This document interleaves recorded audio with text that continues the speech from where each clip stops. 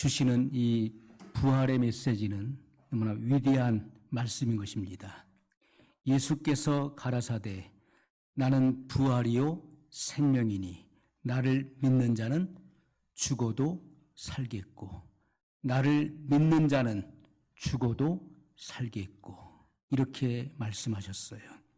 예수님께서는 내가 너에게 부활을 줄 것이다. 내가 너에게 생명을 줄 것이다. 이렇게 말씀하시지 않고 나는 부활이요 생명이니 예수님 자신이 곧 부활이요 생명이라고 말씀했어요. I am을 말씀하고 있는 것이죠. I am, 나는 무엇이다.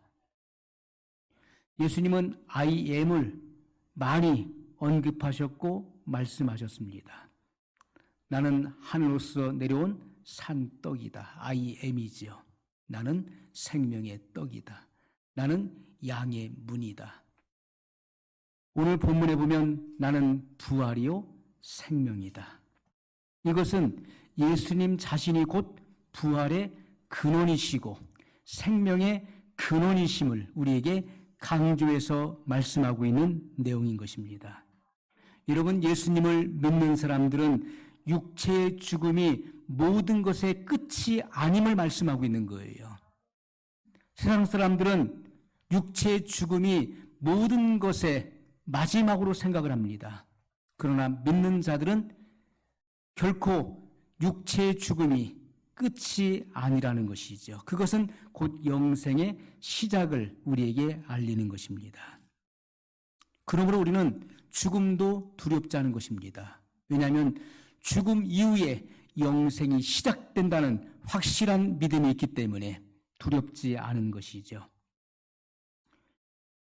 여러분, 오늘 예수님께서 마르다와 마리아에게 나는 부활이요 생명이니 나를 믿는 자는 죽어도 살겠고 이렇게 말씀하셨어요. 내 오라비가 살리라. 내가 부활을 믿으면 내 오라비가 살리라. 그러나 마르다는 뭐라고 합니까? 주여, 주의 영광을 보여주면 믿겠나이다. 그러나 예수님은 아니다. 내가 믿으면 주의 영광을 보리라. 많은 사람들은 보고서 믿으려고 합니다. 보여주십시오. 하나님의 살아계심을 보여주십시오. 그러면 제가 믿겠습니다. 하나님이 정말 살아계시다면 제 눈앞에 나타나 주시고 제가 만질 수 있도록 역사해 주시고 뭔가 분명한 현상을 보여주시면 제가 믿겠습니다. 그러나 그것은 바른 믿음이 될 수 없는 것입니다. 주님이 우리에게 강조하시는 믿음은 내가 믿으면 하나님의 영광을 보리라. 믿는 자가 하나님의 영광을 보게 되는 것임을 알 수가 있는 것입니다. 내가 믿으면, 내가 부활이요 생명인 것을 내가 믿으면 내 오라비가 사는 것을 보리라 말씀하셨어요. 여러분, 그러므로 죽은 지 나흘이 되어서 부패하고 냄새가 나는 그 나사로가 살아나게 됩니다. 나사로가 일시적으로 살아나는 것, 살아났다가 그런 얼마 동안 살다가 그 수명이 다할 때 다시 죽었던 것이죠. 주님께서 이 같은 나사로의 부활을 보여주신 것은 믿는 자가 영원히 부활하게 될 것에 대한 예표였던 것입니다. 우리가 부활이라고 하는 말의 그 의미는 죽음에서 일어난다는 뜻을 갖고 있죠. 부활이 뭡니까? 그것은 죽음에서 일어나는 거예요. 다시 살아나는 것, 모형이 변화되는 것, 이러한 의미를 가지고 있습니다. 성도의 부활은 나사로와 같은 부활이 아니라 예수님과 같은 부활인 것을 성경은 분명히 우리에게 증거해주고 있는 것입니다.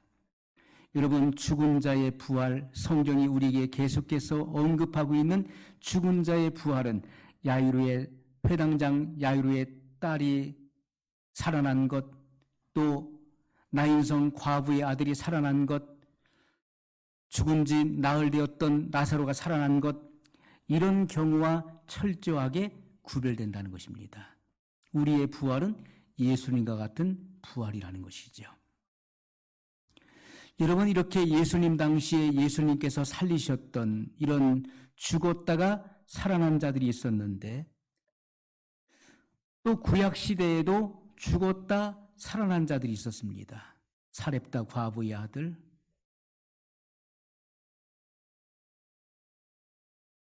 또 우리가 그 성경의 구약 시대뿐만 아니라 신약의 베드로가 살렸던 그 죽은 자 가운데 소생했었던 그런 기록들이 성경에 있습니다. 도로가가 살아났었죠.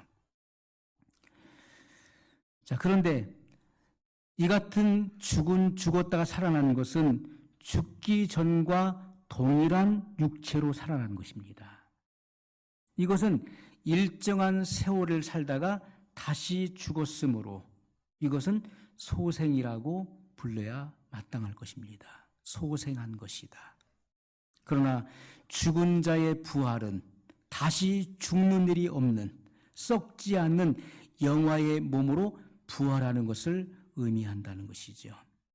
이것은 영적인 부활을 말하는 것이 아니라 몸의 부활을 말하는 것입니다.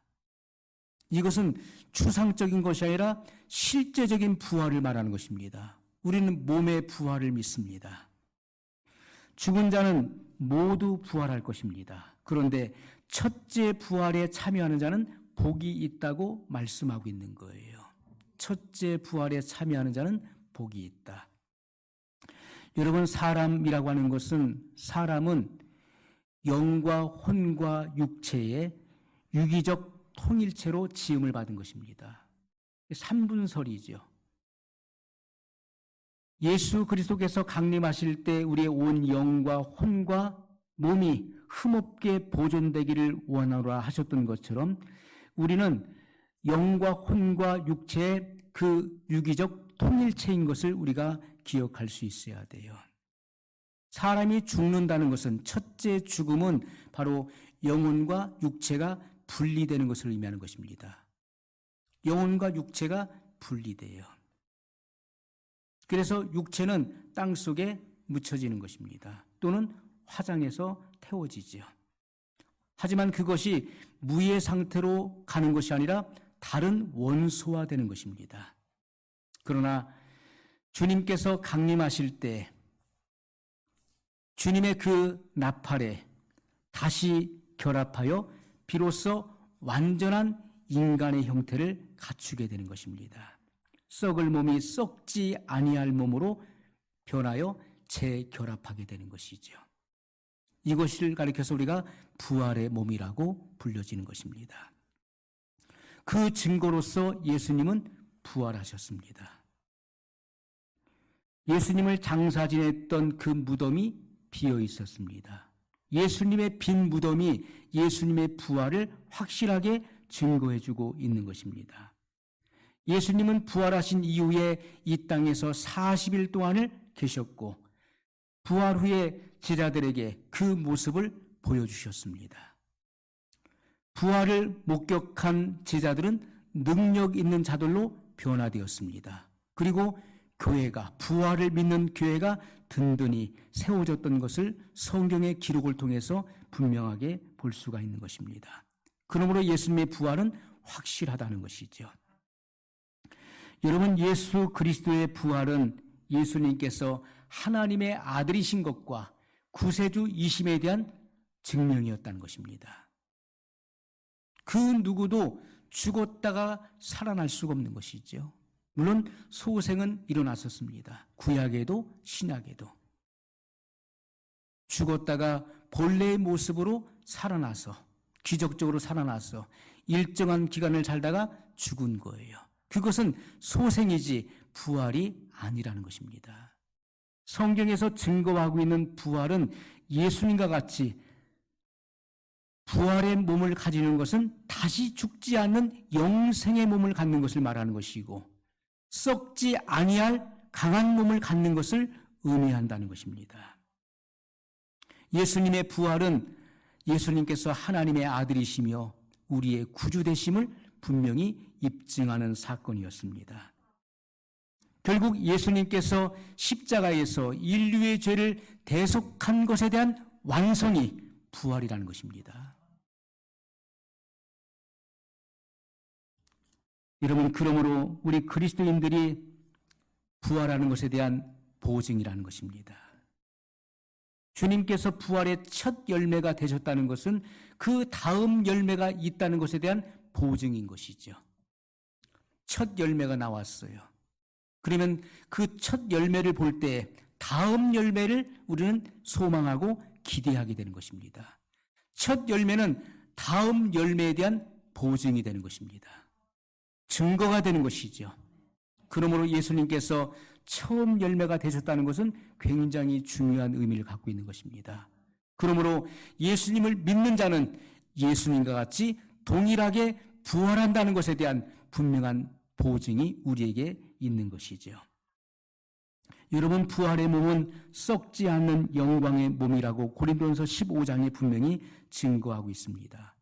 여러분, 믿는 사람이 부활해야 된다는 것은 왜 그렇습니까? 왜 부활의 몸, 영화의 몸을 입어야 될까요? 그것은 우리가 장차 새 하늘과 새 땅에 들어가야 되기 때문에 부활의 몸을 반드시 입어야 되는 것입니다. 하나님의 영광의 보호자 앞에 서야 될 몸이기 때문에 반드시 부활의 몸을 입어야 되는 것입니다. 여러분, 이러한 후패하는 육신의 이 몸을 가지고서는 영광의 보호자 앞에 설 수가 없는 것입니다. 주님과 얼굴을 맞대어 볼 수가 없는 거예요. 이러한 후패할 썩어질 몸을 갖고는 새하늘과 새 땅에 들어갈 수가 없는 것입니다. 새하늘과 새 땅은 우리가 기대하고 우리가 사모하는 하나님의 나라예요. 성경에서 말씀하고 있는 천국은 새하늘과 새 땅을 의미하는 것입니다. 바로 새 예루살렘을 우리에게 증거하고 있는 것이죠. 여러분, 불신자들은 마지막 천년왕국 이후에 심판을 받기 위해서 부활하게 될 것입니다. 그들은 심판을 선고받고 정죄를 받고 그들의 행한 일에 따라서 영원한 불과 유황에 타는 못에 던져지게 될 것입니다. 그러나 믿는 자들, 신실하게 주님을 믿는 사람들은 주님의 몸같이 부활하게 될 것을 분명히 말씀하고 있습니다. 예수님은 성경의 예언대로 부활하셨습니다. 죽은 자 가운데서 부활하셨어요. 고린도전서 5장 4절에 보면 장사 지낸 바 되었다가 성경대로 사흘 만에 다시 살아나사 이렇게 말씀하고 있어요. 장사 지낸 바 되었다가 성경대로 사흘 만에 다시 살아나사. 고린도전서 15장 12절에 보면 어린 양이 죄인들을 위해서 희생 제물로 죽을 때 어떻게 합니까? 어린 양이 죄인들을 위해서 희생 제물로 죽을 때 먼저 그 목을 찔러서 그 피를 바켓스에 다 받습니다. 그 피는 제단 뿔에 바르고 제단 사면에 뿌립니다. 그리고 그 짐승은 각이 떠지는 것이죠. 그 짐승의 목에서부터 배를 가릅니다. 창자와 내장을 다 끄집어내고 살은 살대로 뼈는 뼈대로 다 구분하는 것입니다. 그리고 죄도 남김없이 태워드리는 것이 번제였어요. 그때 그 사람의 죄가 용서를 받는 것입니다. 죄를 지은 사람이 그 짐승을 1년 미만의 흠없는 짐승을 끌고 와서 그의 머리에 안수할 때 내 죄가 그 짐승에게 전가되어서 그 짐승이 피를 흘리고 각이 떠져서 죽는 거예요. 그때 그 죄인의 죄가 용서를 받는 것인데 그때 사람은 무엇을 느낍니까? 죄에 대한 경각심과 두려움을 느끼게 되는 것이죠. 죄에 대한 대가가 얼마나 참혹한가를 뼈저리게 느끼는 것이고 죄에 대한 대가는 죽음이기 때문에 다시는 죄를 짓지 말아야 되겠다는 경각심을 갖게 되는 것입니다. 그러나 그 죄인이 용서받는 것은 단순하게 흠없는 짐승이 그의 죄를 대신해서 죽었기 때문에 그 사람의 죄가 용서받는 것이 아니라 그것은 그 짐승은 장차 이 땅에 오셔서 인류의 죄를 대속할 어린 양 되시는 예수님의 예표요 그림자였기 때문에 하나님께서는 장차 오실 예수 그리스도의 그 피를 보시고 그 사람의 죄를 용서하셨다는 것입니다. 그러나 그것은 모형이요 그림자였기 때문에 단회적이었다는 것이죠. 그러므로 죄를 지은 사람은 또다시 짐승을 끌어다가 그 희생 제물로 삼아야 했던 것입니다. 그러나 우리가 예수님께서 그 구약의 성취로서 이 땅에 오셔서 인류의 죄를 대속하셨어요. 예수님은 스스로 제사장인 동시에 어린 양, 제물이셨다는 것이죠. 십자가에서 자기를 하나님께 희생 제물로 집전에 드리심으로써 단번에 영원한 속죄를 이루셨다고 성경은 증거하고 있는 것입니다. 그러므로 다시 제사하는 일이 없어진 것입니다. 여러분, 그러므로 우리는 다시금 죄를 지었을 때 짐승을 끌고 와서 여기서 잡아서 제사하는 일이 다시 없는 것입니다. 왜요? 예수님께서 자기의 몸을 어린 양으로 희생 제물로 단번에 영원한 속죄를 이루셨기 때문에 죄를 지은 사람은 주님 앞에 죄를 고백하는 것입니다. 하나님 앞에 우리의 죄를 자백할 때 우리의 죄가 용서받고 모든 불의에서 깨끗함을 받는 것이라고 요한일서 1장 9절은 증거하고 있는 것입니다. 그러므로 여러분, 우리가 분명하게 알아야 될 것은 주님의 속죄의 완성은 부활로 완성되는 것임을 우리가 알아야 되는 것이지요.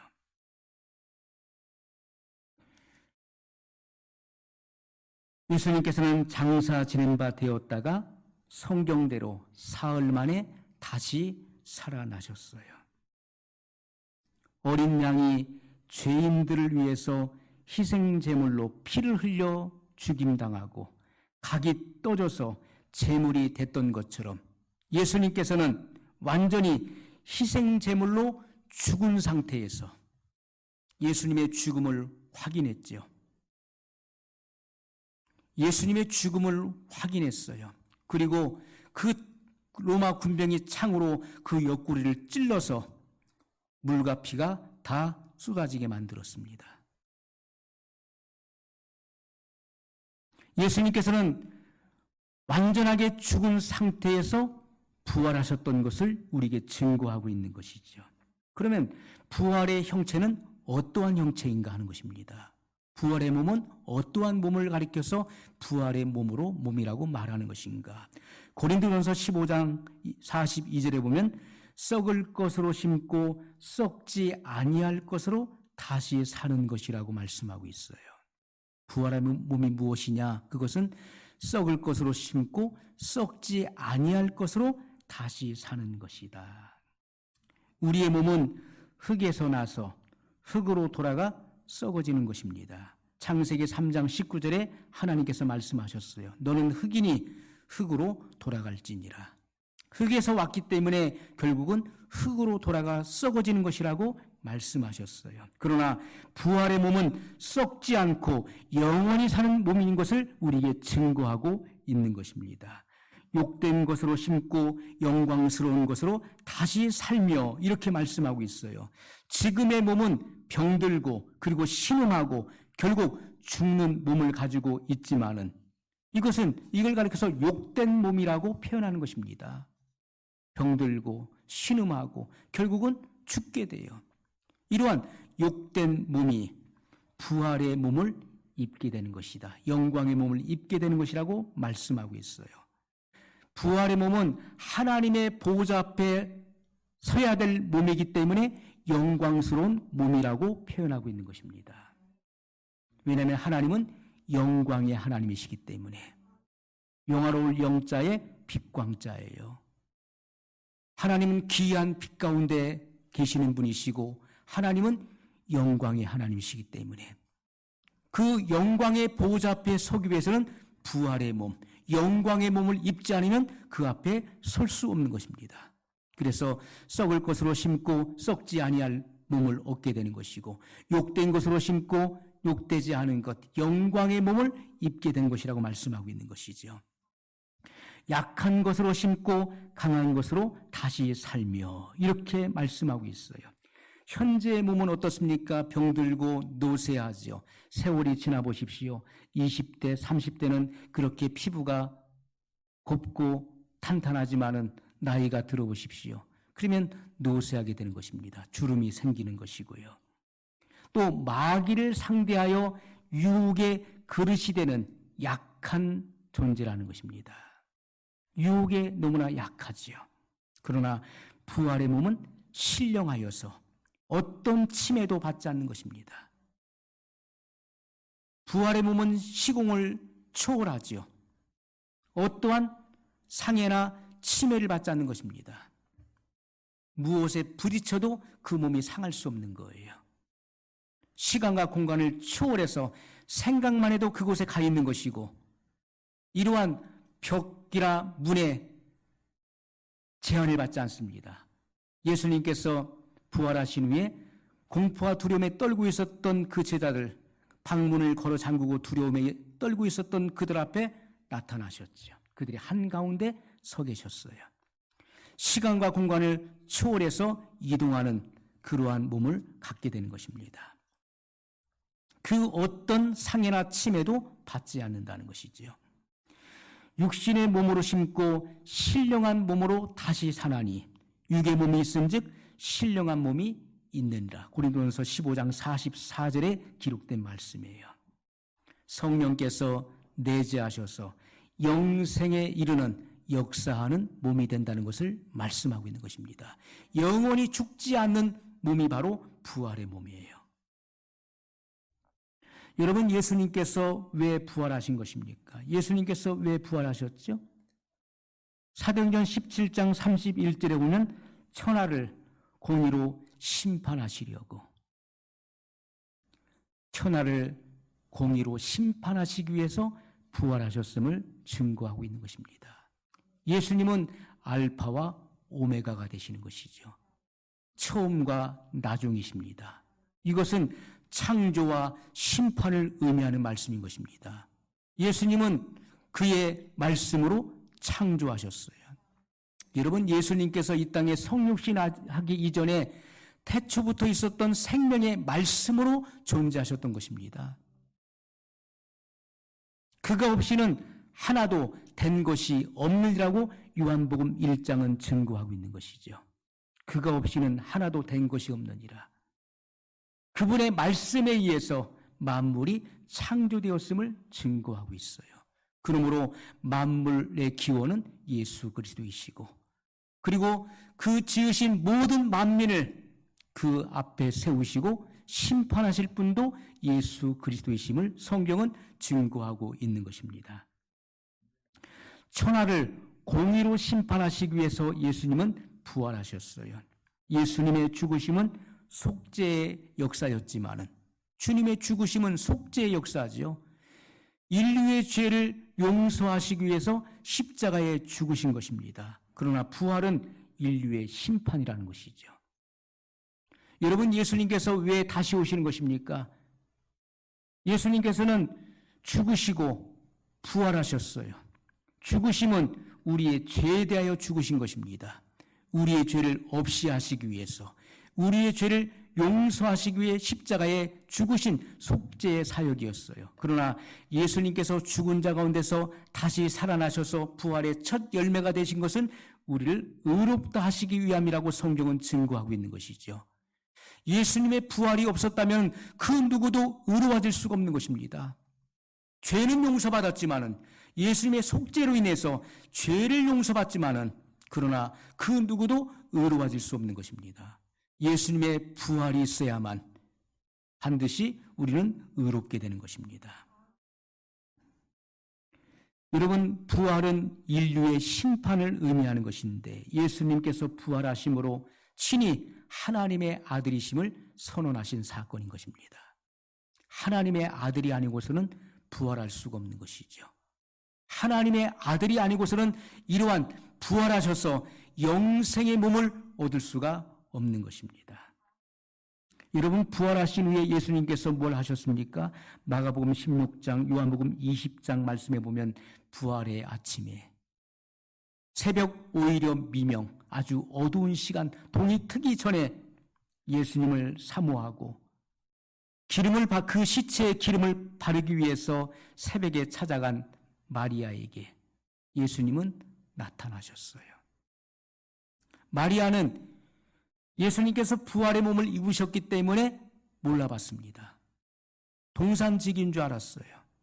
그러면서 당신이 시체를 가져갔거든 내게 주소서, 내가 가져가리이다. 여러분, 연약한 여인의 몸으로 죽은 시체를 어떻게 메고 가겠다는 말입니까?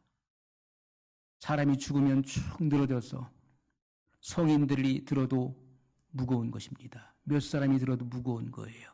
그런데 마리아는 당신이 가져갔거든 내게 주소서, 내가 가져가리이다. 주님을 이토록 사모하고 흠모했었던 마리아. 주님은 그 중심을 보시고 그에게 먼저 나타나셨어요. 제자들에게 나타나기 이전에 이렇게 평소에 주님을 사랑하고 사모했었던 그에게 나타나셨습니다.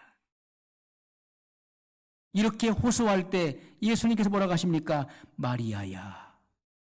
마리아를 부르실 때 그 음성을 듣고 예수님이신 것을 알아봤다는 것이죠. 그의 눈이 열렸습니다. 여러분, 오늘도 예수님께서는 이 같은 마리아와 같은 여인들에게 나타나시고 그 이름을 불러주시는 거예요. 우린 찬송가 219장에서 주의 음성을 내가 들으니 사랑한다는 말일세. 저는 이 찬송을 어려서부터 부르면서 늘 이 성경 구절을 생각했습니다. 이 구절을 늘 연상했어요. 마리아야. 부활하신 주님의 몸을 몰라봤지만은 그 음성을 들을 때 주님이신 것을 즉시로 알아봤던 것처럼 주님을 사랑하고 사모하는 이들에게 주님은 그 음성으로 들려주신다는 거예요. 마태복음 28장 9절 또 누가복음 24장 10절의 말씀에 보면은 마리아와 같이 십자가 밑에까지 따라갔었던 여인들이 있었어요.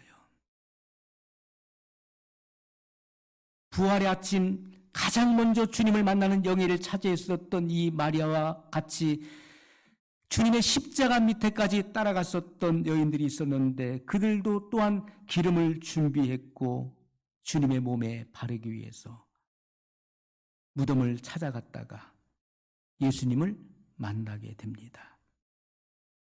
주님은 그들에게 주님의 몸을 나타내 보이셨어요. 또 주님께서는 다른 사람들을 다 무시하고 자기만 주님을 부인하지 않겠다고 호언장담했었던 사도 베드로에게 나타나셨습니다. 예수님의 순환을 말씀하셨을 때 주여 그리하지 마옵소서. 절대로 그 같은 일이 주님에게 닥쳐서는 안 됩니다. 그는 말하기를 다 주를 버릴지라도 저만큼은 주님을 버리지 않겠습니다. 다른 사람들을 무시했어요. 저 사람들 보니까 다 주님을 버릴 사람들 같습니다. 그러나 저만큼은 믿어주십시오. 저만큼은 절대로 주님을 저는 의리의 사람입니다. 다른 제자들도 앞을 다투어서 베드로와 동일한 고백을 했어요. 자기도 자기만큼은 주님을 버리지 않겠노라고 그렇게 장담했던 것이 성경에 기록되어 있습니다. 그와 같은 베드로에게 예수님은 찾아오셨어요. 엠마오 도상의 두 제자에게 주님은 찾아오셨습니다. 그리고 성경 말씀을 연결해서 구약 성경에 기록되어 있고 예언되어 있는 그 말씀들을 자세히 하나하나 풀어주시면서 부활을 증거하셨던 것이죠. 그리고 주님께서 성찬에 떡을 뗄 때 그들의 눈이 밝아져서 주님이신 것을 알아보는 순간에 주님은 사라지셨어요. 그때 그들이 한 말이 무엇입니까? 우리가 오면서 그 말씀을 들을 때 우리의 마음이 뜨겁지 아니하더냐. 말씀을 들을 때 그 말씀을 풀어서 가르쳐 주실 때 그들의 마음의 뜨거움을 느꼈던 것이죠. 여러분, 오늘도 주님의 말씀을 사모하고 갈망하고 그리고 연구하는 자들에게, 주의 말씀을 읽고 연구하고 탐구하는 자들에게 주님의 뜻을 알려주시기 위해서 그 마음을 뜨겁게 하시는 것을 우리는 믿어야 될 것입니다. 도마가 없을 때 10사도에게 나타나셨어요. 10사도가 모여 있을 때 주님은 그 부활의 몸을 보여주셨습니다. 너에게 평강이 있을지어다 하시면서 보여주셨고, 도마가 들어왔을 때 그들이 부활하신 예수를 만났다 했을 때 도마가 나는 믿지 못하겠노라. 내 눈으로 그 손에 못자국을 보고 그리고 내 손가락으로 그 손에 못자국에 넣어보고 내 손을 그 옆구리에 넣어보고 확인하고서야 내가 믿겠노라. 나는 믿지 못하겠노라. 도마가 함께 있는 11사도가 모였을 때 주님은 또다시 나타나셨어요. 그리고 도마의 믿음 없음을 책망하셨어요. 디베라 바닷가의 7 제자에게 주님은 나타나셨습니다. 부활의 주님을 2번이나 목격한 이후에 사도 베드로는 나는 물고기 잡으러 가겠노라. 나는 옛 직업으로 돌아가겠노라. 그때 6 제자가 같이 따라갔습니다. 밤이 맞도록 디베라 바다에서 그물을 던졌지만은 한 마리 잡지 못했어요. 해변가에서 사람의 목소리가 들려옵니다. 얘들아, 거기 고기가 있느냐? 없나이다 하고 소리 지르고 보니까 예수님의 음성이었어요. 사도 요한이 먼저 알아듣고 예수님이시다라고 했을 때 사도 베드로는 옷을 벗고 있다가 겉옷을 두른 후에 바다로 뛰어내려서 헤엄을 치어서 먼저 육지에 도착하고, 다른 이들은 배를 타고서 육지에 도착합니다. 예수님은 미리 조반을 준비해 놓으시고 생선을 구워 놓고 계셨어요. 그러면서 사도 베드로에게 내가 나를 사랑하느냐? 주님은 그에게 다짐을 받으셨습니다. 성경은 500여 형제에게 일시에 그 부활의 몸을 보이셨다고 증거하고 있어요. 500여 형제에게 보이셨다. 500여 형제가 동시에 봤으니까 예수님의 시체를 숨겼다고 부인할 수가 없지요. 여러분, 로마 군병들 그리고 유대인들이, 유대 종교 지도자들이 뭐라고 합니까? 유대 종교 지도자들이 로마의 군병들에게 돈을 주면서 예수님의 시체를 제자들이 훔쳐갔다고 말하라고 했죠. 500의 형제가 부활의 몸을 받기 때문에 이것은 부정할 수가 없는 것입니다. 예수님의 시체를 숨겼다라고 부정할 수가 없는 거예요. 예수님은 살아나셨어요. 그 부활의 확실한 증거를 보여주신 것입니다. 또 알페오의 아들 야고보에게 개인적으로 나타나서 그에게 사명을 재확인시켜준 사건도 나오고 있습니다. 개인에게 나타나셔서 부활을 증거하시면서 사명을 주셨던 것이죠. 예수님께서 승천하시기 전에 사도와 함께 모이셨다고 말씀하고 있어요. 이러한 사도를 불러 모으시고 그리고 그들이 보는 앞에서 하늘로 승천해 올라가셨어요. 그들에게 분부하셨습니다. 하늘과 땅의 모든 권세를 내게 주셨으니, 부활하신 이후에 예수님께서는 하늘과 땅의 모든 권세를 받으셨습니다. 그러므로 너희는 가서 모든 족속으로 제자를 삼아 아버지와 아들과 성령의 이름으로 세례를 주고 내가 너에게 분부한 모든 것을 가르쳐 지키게 하라. 볼지어다 세상 끝날까지 내가 너희와 항상 함께 있으리라. 이렇게 약속하셨어요. 그리고 그들이 보는 앞에서 하늘로 승천해 올라가셨어요. 그들이 예수님께서 보이지 않을 때까지 하늘을 뚫어지게 바라보고 있을 때 천사들이 나타나서 갈릴리 사람들아, 너희가 어찌하여 하늘만 바라보고 있느냐? 너희가 오늘 본 예수님은 가심을 본 그대로 다시 오시리라. 재림을 약속했던 것입니다. 어떤 이들은 재림이라는 말이 성경에 나옵니까? 여러분, 성경은 예수님의 재림을 수없이 많이 반복하고 있습니다. 365회 이상이나 예수님이 다시 오신다는 것을 증거하고 있어요. 이것은 재림은 성경의 최대 약속인 것이고 최고의 중대사인 것입니다. 그런데 재림을 증거하지 않는 것은 직무유기라는 것이죠. 이 시대 속에 우리가 가장 관심을 가지고 우리가 준비해야 될 것은 예수님의 재림에 있다는 것입니다. 부활하신 예수님은 부활의 확실한 많은 증거를 보여주시고 그들이 보는 앞에서 하늘로 승천하셨어요. 그리고 지금은 하나님 보좌 우편에 계신다고 말씀하고 있습니다. 예수님의 재림은 하나님 보좌 우편으로부터 공중에 재림하시는 것이라고 성경은 분명히 증거하고 있는 것입니다. 로마서 8장 34절에 보면 하나님 보좌 우편에서 우리 연약함을 도와서 기도하신다고 성경은 증거하고 있습니다. 예수님의 부활이 없는 구원은 불완전한 것입니다. 부활이 없는 구원은 불완전한 거예요. 예수님의 부활은 우리 구원의 완성이 되는 것입니다. 부활이 없었다면 죄는 용서받았지만은 그러나 의로워지지 못했기 때문에 하나님 앞에 설 수가 없는 거예요. 우리가 의롭다함을 받는다는 것은 하나님 앞에서 우리의 죄책감이나 죄의식이나 열등감 없이 두려움 없이 하나님의 임재 앞에 설 수 있는 능력을 의미하는 것입니다. 그러므로 우리가 이러한 하나님의 거룩한 보좌 앞에 설 수 있는 것은 의롭다함을 얻어야 되는 것입니다. 그것은 예수님의 부활로 말미암아 우리에게 의가 주어졌다는 것이죠. 그러므로 기독교 복음의 진수, 기독교 복음의 핵심은 예수님의 죽으심과 부활에 있는 것입니다. 우리가 한쪽만 증거해서는 안 되는 것이죠. 예수님의 죽으심은 우리의 죄에 대하여, 예수님의 부활은 우리의 의에 대하여 부활하신 것임을 반드시 증거해야 되는 것입니다. 고린도전서 15장 20절에 그러나 이제 그리스도께서 죽은 자 가운데서 다시 살아 잠자는 자들의 첫 열매가 되셨도다. 잠자는 자들의 첫 열매가 되셨도다. 죽은 자들 가운데서 살아 잠자는 자들 가운데 첫 열매가 되셨다. 여러분, 이것이 중요한 것입니다. 우리가 조금 전에도 찬송을 드렸어요. 처음 열매 되셨네. 처음 열매 되셨네.